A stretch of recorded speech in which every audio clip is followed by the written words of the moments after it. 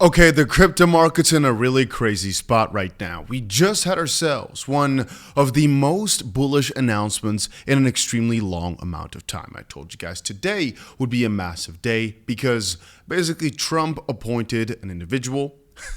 He goes by the name of David Sacks, and he's the Tsar of crypto and AI. And he had a talk today at 2:30 p.m. Eastern time, where he basically would discuss what the US's plan was going to be for crypto going forward. And we're all paying attention to what exactly he was going to say and how the market would react to it.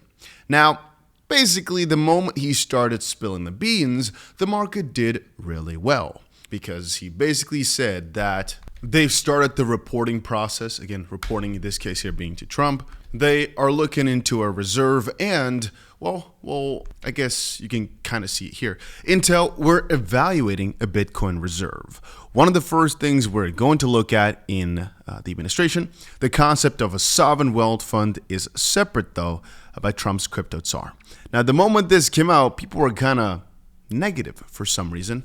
I don't really get exactly why. But as you can read through here, a lot of people are not so happy with what's going on with Trump for some reason, even though I also kind of see it as a matter of, you know what? Trump just bought hundreds of millions of dollars worth of crypto. Relax a little bit. Take it a little bit easy because I think we all can see where this is headed, right? But for some reason, people are looking at it really plainly. But let's build up, all right? Because there's another thing I want to show you. But first, the SEC also unveiled a crypto task force website. So the US SEC has launched a new crypto task force website aimed at providing regulatory clarity on cryptocurrency laws. Commissioner Hester Peirce, known for her pro-crypto stance, is leading this initiative, and the task force's website includes methods for public engagement, allowing shareholders to request meetings or provide input on cryptocurrency regulation issues. And so this is basically what the whole Coinbase lawsuit against the SEC was all about. And so the fact that they're right now making a page for it to basically state, hey, this is basically where the rules are going to come, or rather how you can communicate with us and what we're going to do from here on forward, I think it's a pretty good step in the right direction in getting the proper regulation. Again, some people for some reason take this as negative news, but I can't seem to see it that way. I personally see this mostly as just something quite positive. Some people will look at regulations and always think they're bad, but I see it like this. If we want our space to grow like crazy, we all know regulations are not necessary, but they just make the onboarding process easier for massive companies. The whole crypto sense, logically, it doesn't need any regulations to thrive and survive. But again, it can just go a little bit more exponential, or rather, if you want the banks, etc., to join in on this system, which ultimately is necessary for this growth curve that we're looking for. There's a very big difference between crypto in the hardcore decentralized sense versus, hey, you want to make gains, you want to see the masses adopt it. Those are two completely different ideologies, and well, for the masses, you need these rules. Now, a little running joke that's been going on today, right, is basically that the guys over, like David Sacks, for example, said that they're basically interested in getting themselves a reserve, right? And what might that include? Well, potentially also some US stablecoins. And so a running joke that's now been going around is they said they see huge potential in stablecoins, so everyone FOMO'd into USDC as, well, Ethereum went down here. Almost every coin went down, really. And the stablecoins, funny enough, didn't actually go up that much. Went up a little bit, though, because obviously it's just a logical running joke. If they say they're bullish on stablecoins, people start buying them. Well, but to buy them, they're basically selling off their cryptos, which, in this case here is what happened. But if, and this is what I just wanted to say, we really take a look at the news and what came out today, it is just kind of ridiculous to me, the fact that prices are going down, but I guess that's just the fun of this crypto space. So David Sacks, basically, if you read between the lines, said, we will make America the crypto capital of the world. And basically, as we have now seen with Hester Peirce, they will provide clarity and stability to crypto founders, right? And they'll help US founders, etc., etc. All of a sudden, Bitcoin thought, though, that would be a good time to literally take its own life here, as you can see. think it's still crazy. Anyway, we also have a video here, I guess. So one of the things that the president instructed us to do was to evaluate the idea for a Bitcoin reserve. And so that is one of the things, that's one of the first things we're going to look at as part of the internal working group in the administration. So as soon as we get all that set up, we're still waiting for some cabinet secretaries who are on the working group to get confirmed. So we're still in the very early stages of this. But that's one of the first things we're gonna look at is the feasibility of a Bitcoin reserve. I think the concept of the sovereign wealth fund is a little separate, and you'd have to talk to Secretary Lednick, or soon to be Secretary Lednick, about that. Now, really, when you get the full context here, it does actually make a lot of sense. So they basically are thinking of, hey, let's get a sort of Bitcoin reserve going to just not lose our advantage in the grand scheme of things, to not lose our advantage in the crypto race. But on the opposite side, this sovereign wealth fund not necessarily being controlled by him, and so he can also not speak on it. Doesn't mean they won't theoretically speak and have some sort of overlap, but I guess it's just not his turn to speak on that. And maybe from some angle, it's better just for them as the US to split it up, but who cares, It doesn't really matter, I think, what bracket it falls under. Reserve is reserve. I saw some other funny things, though. Today, for example, we had Bill Gates say Bitcoin and cryptocurrency do not have any use cases, which was basically reported by the New York Times. And it's kind of interesting to me that he can't think of one. For example, if you really start thinking about it, cryptocurrency has at least one that is undeniable, and that is, let's call it, quote unquote, provable ownership of something. If we're talking about pictures, for example, how would you prove you own a certain picture? When you really start thinking about it, it's quite hard, because you could copy the picture. You could say, oh yeah, but it has a certification or authentic. Well, you copy that too. And you might say, yeah, but you could just copy the crypto. No, you can't. Right? And that's the interesting thing about it. That if we're just, and again, I'm not trying to say there's only one use case. I'm just trying to say that the none point here doesn't really make a lot of sense. And I think this is just, again, I don't want to call it propaganda. I don't want to call it fear mongering, because I'm not even sure if that's really the goal. But I will call out and say that this crypto space has just so much strange manipulation.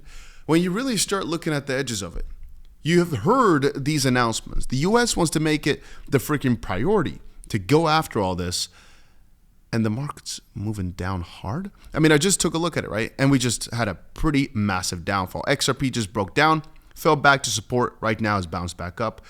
Again, we drew this in before, by the way. You're never sure 100% that it's going to fall back to supports like this. As you can see, we're also down a little bit again on our position, but it's okay. It's okay. I think we'll recover not too long from now. On the short term, the structure of XRP doesn't look that beautiful. As you can see, we are making some low. Did my mouse just die? What happened? I would say we are making some lower lows, but again, this is a very, very short-term structure. On the longer term, I'm not too worried. And the funny thing is, I really still don't fully get why we are moving down this much. Like, we're getting everything we wanted. So if you were thinking, for example, oh, crypto's bullish, yeah, before, what has changed? For most people, I really wonder what has changed between now and a few weeks back, because the freaking president of the United States launched a meme coin. The first lady of the United States launched a meme coin. They're starting to talk about everything in a positive light. Is it now just because things are going to be quite slow that we're sad about it? Or what exactly has changed in the fundamentals? And since I can't really make up my mind on anything that really changed in a negative sense, isn't this just pure manipulation then, if I really start thinking about it? That people are just selling because of the fear mongering and because others are selling? Even if we think about the massive liquidation spree of a few days ago, because of tariffs, really? All these cryptos crashed because of some supposed tariffs. I mean, the tariffs in this case here were stalled. Is it right now crashing because, again, they're going to be installed again perhaps in a month? Are we always going to have a space like this where maybe something's going to happen, sometime, maybe not, and so we crash 40% overnight? Isn't that interesting? Isn't that strange to some extent? Because really, why would I sell because the US is going to do some tariff business, if you get my drift? Oh yeah, because the Canadian dollar, but how does that make sense to sell your Bitcoin or sell your XRP or sell those currencies right now? Matter of fact, from almost any angle you can think of, the asset becomes more valuable the crazier the macro landscape gets. But even if you argue against that we haven't gotten ourselves to this pure, beautiful inverse correlation, I'd still like to argue that tariffs on their own don't necessarily have that many negative effects on crypto, really, when you start thinking about it. People are just selling because, again, in that sense, macro, maybe because all the indices were falling and they're thinking, oh, these risk-on assets, I also want to get rid of them because I can't really name a good reason as to this because, but I guess if you really start digging deep enough, you'll find one. All I know is that Ethereum has been so interesting. Actually, all these cryptos are interesting. Right now, Bitcoin back to 97,000. So it's really just all over the place. On a longer term, though, still, and this is one of the funniest things that keep pointing out. On a longer term scale, you really just can't see anything of what's going on here. It just doesn't. Why is this chart not working right now? Okay, fix the issue. I still sometimes don't know what happens. Anyway, so if we're taking a look at the macro chart here for Bitcoin, in the reality, it doesn't really seem like much happened this week. It's kind of funny how we had such a massive crash, such massive panic, but as of this point, it's just basically looking like a little double top for Bitcoin or slightly decreasing. But potentially, depending on where we end up Sunday, a higher low. And from that angle, it might actually turn out to be a really bullish week, even though we're seeing such massive shenanigans throughout it. And that's the funny thing that I keep presenting here. When I say manipulation, I don't say that because, oh, they're just trying to make you sell. It's all a big co-op. It's all a big scam. And you don't have to. No, I'm just saying it more along the lines of the amount of fear that was presented a few days ago was really out of proportion. Not because it can't go down, but more because looking at all the numbers, it really doesn't make a lot of sense based on the idea that Bitcoin actually didn't crash that much. Why did alts go down this much? Why did we see one of the most massive liquidation sprees ever based on news that was, in comparison to a lot of other news, not even that severe in the most bullish time ever for crypto? Things just don't fully add up. Regardless, though, you still have a few more hours to enter my XRP giveaway. 5,500 XRP is what we're giving away. If you're interested in it, make sure you check out the link down below to Bluefin. It's what we're trading on. And right now we're doing basically a trading competition where 20 people will be winning themselves about $15,000, something along those lines. And like I said, you can check it out with the link down below. You've got 21 hours left to join. And basically right after that, the day after, a massive campaign, I believe, is going to start over on Bluefin that I'm basically preparing the peoples for, which is why we're doing this campaign right now. So yeah, if you haven't joined yet, link for that is going to be down below. And I just was thinking, why is my video so different? But it's because, maybe you can see it, it's now so dark outside, so the lights have turned off. Yeah, I guess, again, 3 a.m., 3-something a.m., that's how we do on this channel, huh? I told you guys I can never sleep again because otherwise we might miss something. I guess that's the crypto curse, but ultimately I'm doing it so you don't have to. So make sure you put that notification bell on so you never miss out on another video. And that's about it for right now.